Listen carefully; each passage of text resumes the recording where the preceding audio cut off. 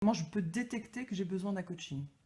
Alors, c'est une très bonne question, c'est-à-dire qu'en fait, le coaching, ça peut être identifié soit par un manager par rapport à quelqu'un de son équipe, mais ça peut être également une démarche personnelle et individuelle qui émane de soi. C'est-à-dire qu'à un moment, on sent qu'on atteint ses limites avec ce que l'on connaît de soi.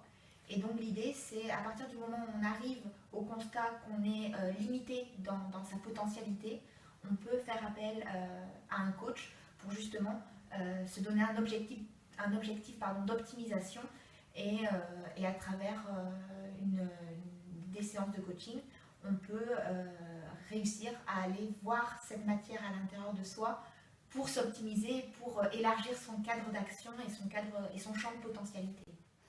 Tu m'as convaincu, comment ça se passe après? Alors, en fait, pour le coaching, il y a déjà une prise de contact avec le coach. Donc il y a une première séance où on fait connaissance. Donc l'idée, c'est que la personne qui souhaite être accompagnée puisse rencontrer 2 voire 3 coachs pour pouvoir vraiment faire un choix en conscience pour la personne qui l'accompagnera. Et donc après ce premier entretien, s'il y a une volonté commune de collaborer ensemble sur un coaching, on signe un contrat où on y remet plusieurs éléments, dont notamment on pose le cadre du coaching, le cadre dans lequel va se dérouler le coaching, avec la périodicité des rencontres, avec l'objectif à atteindre.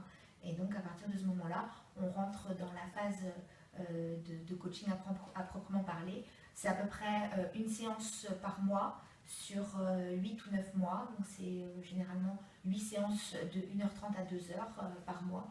Pourquoi cette différence avec des thérapies classiques? Parce qu'en fait, on part du postulat que entre 2 séances, il y a un travail intérieur et personnel qui se fait et qui ancre le changement à l'intérieur de la personne accompagnée. Donc en fait, on est plus sur une périodicité de une fois par mois, une fois toutes les 3 semaines.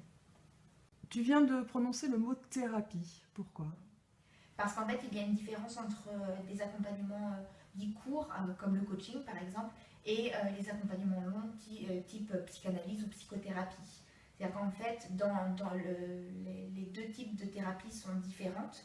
Les thérapies dites longues, donc de psychothérapie ou de psychanalyse, vont aller chercher le pourquoi. C'est-à-dire qu'on arrive au constat qu'on a une problématique, et les thérapies longues vont aller chercher le pourquoi. Pourquoi j'en arrive à ce comportement ou à ce système de pensée ou à cette structuration psychique là. Le coaching, lui, c'est donc une thérapie dite courte sur 8 séances à peu près.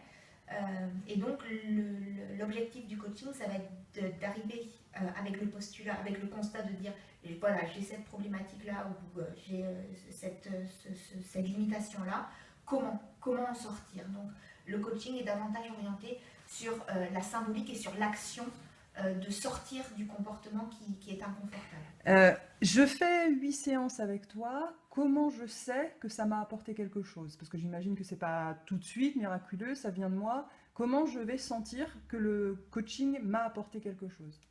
Alors, c'est un accompagnement qui est assez fort et puissant. Parce que c'est vrai qu'on peut se dire 1h30, voire 2 heures par mois, qu'est-ce que ça m'apporte? Enfin, ça peut pas être miraculeux. Or, là-dedans, c'est les personnes qui ont pu suivre ou être accompagnées par le coaching ont tous ce constat-là de dire c'est assez incroyable. C'est assez incroyable ce qui se passe dans les séances et dans l'entre-séance, parce que c'est là où tout le travail se fait et tout ce travail d'ancrage et de modification de comportement, de structuration de pensée se fait. C'est-à-dire que c'est dans l'intériorité de chaque personne accompagnée que le travail se fait.